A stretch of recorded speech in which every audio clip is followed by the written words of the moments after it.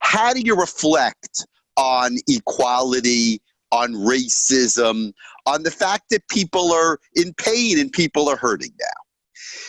And what I wonder from you is, from a psychological perspective, is it healthy to go to a book like the Bible to seek answers to that question?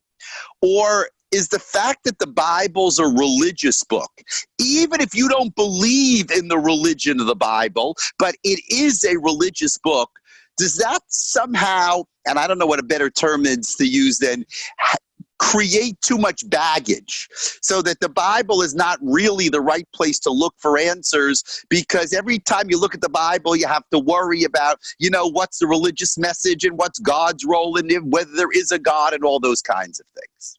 One of the stories of creation, which is one of the opening stories, emphasizes that, God places the, his breath of life into the original, the primordial human being or human beings.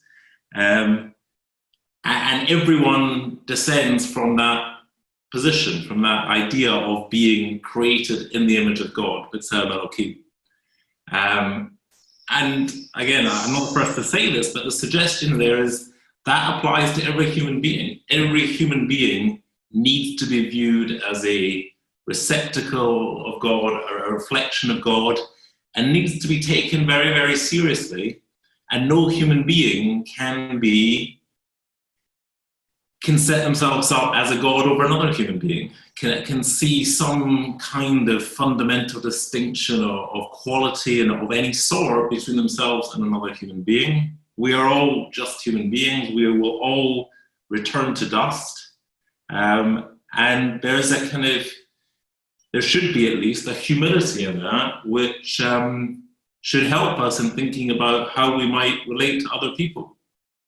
So I guess, again, you might say, well, that's an easy one, but I think that's an important starting point.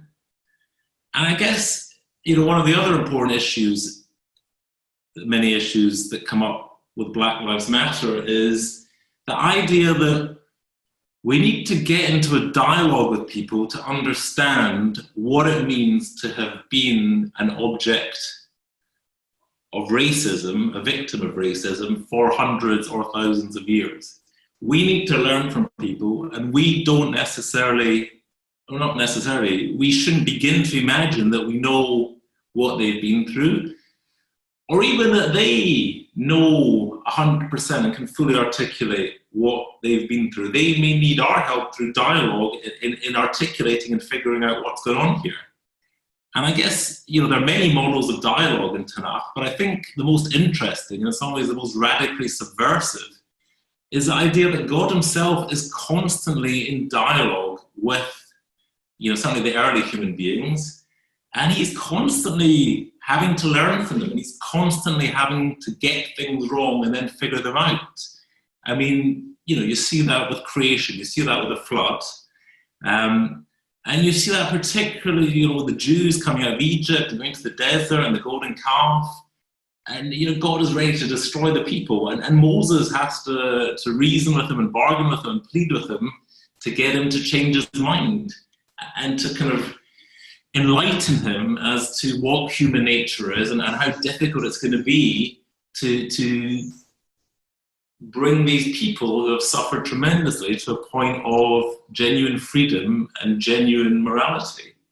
So that if God himself has to be in dialogue with humans to learn about their experience, then how much more so do we as humans need to be in dialogue with other humans to learn about their experience and to think about how we can improve this world that we are bound to cohabit.